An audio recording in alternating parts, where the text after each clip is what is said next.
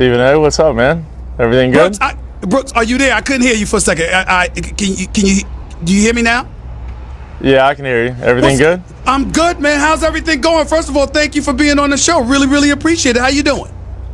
Yeah, I'm doing great, man. It's good. It's a long week last week, but it's nice to take a few days off and kind of reboot the system. You know what? Let me get a little personal with you here. How many days do you get off? I mean, everybody talk about me. I never get days off. How many days do you get off, Brooks? How many days? Ooh, not too many. If you get an off week, try to spend like 4 days, get away from the game. I think that helps you like recharge, man. You got to get away. And it kind of helps you like really appreciate the game. And then, with 3 days left, I'll get back into it and get the grind on. No question about it. Four-time major champion Brooks Koepka right here with Stephen A, ESPN Radio, ESPN News. Last weekend, you were going for a U.S. Open three-peat, something that hasn't been done since the early 1900s before ultimately finishing second to Gary Woodland. How much were you thinking about history during that tournament? Can you talk about that for a second? Yeah, I wasn't thinking about history. I've heard, I've always thought about it, I'll think about everything when I'm done, when I retire.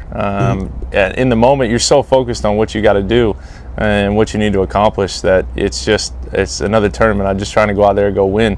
But on 18 green, it kind of sank in how close I was to getting it done, which was, it was a cool feeling, a little disappointed, but, second place, sometimes you just run into a buzzsaw in golf. Wait, listen, you finished first or second in all three majors this season, so clearly you want to, obviously you're number one in the world for a reason, but when you talk about being number one in the world, I guess what I'm thinking about is, to some people in the respective sports that I cover, there could be a lot of pressure that comes along with that. Doesn't appear to be the case with you. Talk about that a little bit. Just having that cachet, having that status as we speak, and how, if at all, it has affected your game. I think when I first became number one about 6 months ago over in Korea, all I wanted to do was just keep that title, number one in the world. That's all I was focused on. I wasn't focused on results, just going out there and playing good. I was focused on, all right, what do I got to do just to keep it? And now it's more of a, hey, just go out and go play. If you go play well, you're still going to keep number one. You go win, and nobody can stop you there. I listen to you and I've watched you do some interviews, and obviously you're not shy about your confidence. You're not shy about how you feel. You're not cocky like some people I know. I won't mention who they are, like me. Okay, you're not cocky, but definitely you're very, very confident and you're unapologetic about it. Where does that come from? And more importantly, do you think that's what golf needs? Because I love your personality for the game, and I don't think people talk about that nearly as much as they should. Yeah, it's interesting. We spend so much time on social media, and you hear, like I follow the NBA all the time. So, and I've watched the interviews those guys in the NBA do, and you're talking like how confident they are, and they come out, they're like, I know I'm going to win. This is who I am. You watch Kevin Durant, you watch LeBron James, you watch the interviews they do, and it's they're not trying to be anybody they're not. They own who they are. You can see it more with Kevin Durant over the last couple of years. He's kind of come into his own, and it's cool to see. And that's kind of the approach I kind of have to it. Hey, I'm just gonna say how I feel, what's going on with me at the time, and not hold back. And I think it's kind of helped. People kind of they view me now as what they get off the golf course. Because on the golf course, I got that serious look. I got whatever. There's no emotion, but off the golf course, completely different. It's interesting because when I think about golf, you almost get the impression that they encourage something totally different than what your personality has displayed. And at least in the past, decorum, they say decorum, golf etiquette, et cetera, and people look at those kind of things and they'll take it off the court and they think there's a certain way that you're supposed to act. There's a certain way that you're supposed to be. And you don't seem to pay attention to any of that at all. I'm wondering how receptive the world of golf has been to that, because to me, I view you as a breath of fresh air. What do you say to all of that? Yeah, I don't know. I'm just trying to be me. I've noticed over the last few years, I've just become a lot happier. I don't feel like I've got to hide anything. I don't feel like I've got to be somebody I'm not. And I'm just way more comfortable in my own skin. And I think that's, hopefully people see that. Hopefully people are starting to realize, hey, I am who I am, and I'm not going to be somebody else just because I think it's going to get me more fans, or I think I'm going to be more popular off the golf course. That's not that's not what I'm trying. I just want to be myself, and you know, people to be able to see that. How much do you believe that Tiger Woods may have helped that? Because obviously he was a bit different when he came along than traditional golfers were perceived as being, at the very least. How much do you think he's helped basically, pave a path for guys like yourself and others to follow? I don't even think there's words for what he's done to our sport. You look at how Tiger moved the sport to being the athleticism you see now in guys. You look at guys from, Gary last week to, myself, Dustin, anybody, these kids that are coming out, they're 21, 22 years old, and it looks like every one of them could play another sport if they wanted to. They look like they could go play baseball. You're starting to see, it's in every sport, you're starting to see they're bigger, stronger, faster. It's just simple. And Tiger he made golf cool. He made golf cool for kids my age. When I was growing up at like 10 watching him, 99, I was like 9 years old. Right. And, golf wasn't exactly cool, a cool sport to play. Nobody was really playing it. And or for sports fans, for like me, I wanted to watch baseball, basketball, football. Right. And Tiger made it cool to go out and go play golf.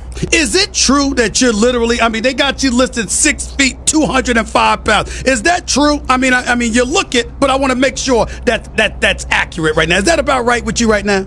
Yeah, about 6'1", 210, yeah, somewhere around there, yeah. So you walking around a bit buffed. You're in the weight room a lot. Is that what you're doing when you're not golfing? Yeah, I enjoy it. It's fun. It's like competition, man. You get in there, you just want to push some weight around. I got you. Brooks Koepka right here. By the way, on behalf of the Travelers Championship, you can make sure you spot him there. He's right here with Stephen A., ESPN Radio, ESPN News. You battled with Tiger at the Masters. You appeared with him at the PGA. What were those experiences like? Can you talk to us about that? Yeah, it's different. Anytime you can be in a group with Tiger, it's going to be very loud. They're all going to be cheering for him. It's fun. Who doesn't want to play with the best ever to play the game? Right. That's what you want to do. You want to go up against the best, and there's nothing better, especially like at Augusta. You go down the final couple holes, and you're trying to duke it out with them, and he just got the better of me. And then last year the PGA, I got the better of him, and that's what we want. I thought it was awesome when he sent me a text. He said we're 1-1 after Augusta. I thought that was pretty cool. Wow, you're ranked #1 in the world right now. Where do you, at #1 in the world, believe you compare? How comparable are you to Tiger in Tiger's prime? I don't know, man. That's it's different. It's such a different game from when he was playing it till now. It's hard to say. You look at the guys he was playing against. VJ, Ernie, Phil. These guys are so good, and they're legends now. You see them on the range, and you're looking at them, and you're like, man, those are the guys I looked up to. But it's hard to say. Now there's 15 guys I feel like you could put in that great category. It's who's going to come out of that to be one of the some of the greatest to ever play in our generation. So it's tough. At the end of the day, it all comes down to who's got the most wins and who's got the most majors. When people talk about you, they talk about you obviously being a 4-time major champion. Not so much in the non-majors. What's the difference between the two as far as you're concerned? Big game players rise to big games. Right. I don't know how else to put it. Mentally, I'm going to be there, I know, in a major championship. It's just get that, I don't want to say like nerves or the butterflies, but they're like, it's a good feeling when you get there. You're like, all right, this is what I'm supposed to do. This is when I'm supposed to turn up. And literally, in the event, that's all I'm trying to do, make sure, no mistakes and just show up and give it my best. And I've been able to do it really well, on the regular tournaments, not so much. I don't know if it's just being a little bit lazy, what it might be, but I'm bringing a little different attitude this week, so we'll see how that goes. Now, again, I keep re-emphasizing you're #1 in the world. Do you feel like you're #1 in the world? It's one thing to be there and to be in that position because the results are what they are. But do you truly believe that right now, at this point in time in your career, you're the best golfer on the planet? Yeah, I do. I do feel like that. And I feel like especially over the last couple months, I've started to notice a little bit of difference in my game. I know they say, you don't peak in golf till you're in your 30s, 32 to 35, somewhere in that range. But I feel just managing my game a lot better. I'm really understanding what my misses are and what I'm doing really well and what I need to keep doing. And you know, everybody's done an unbelievable job, from, you know, swing coaches to putting coach, my caddy, everybody. You know, we're all on the same page, and we get it clicking. It just feels like there's nothing I can't do. As a guy watching the sport of golf and hearing so much over the years, clearly not recently, not in the last few years, but hearing so much over the years about the intimidation factor that Tiger had at his disposal. But then obviously he went a decade without winning a major before he ultimately won the Masters. I'm looking at a Tiger Woods right now, and I asked Brooks Koepka this question. When he won his 15th major, was it one of those situations where you're like, great, because he's great for the sport? Or was it one of those situations like, oh my goodness, he might be back, here he comes? What kind of mentality did his contemporaries, his adversaries in the sport have, in your estimation, when they saw Tiger win? I think obviously when you're competing, you're like, man, here we go again. He's back. But we knew that. We knew that back when he won it in Atlanta, the Tour Championship. We knew he was back probably long before anybody in the media, anybody else saw it. We've watched him hit balls, watched him putt. You've seen him in events. You know he's close. He just needs to put it all together, and he did that at Augusta. You know, it's a course he's familiar with. He knows what he's going to do, where he's going to miss it, and how to get it around there.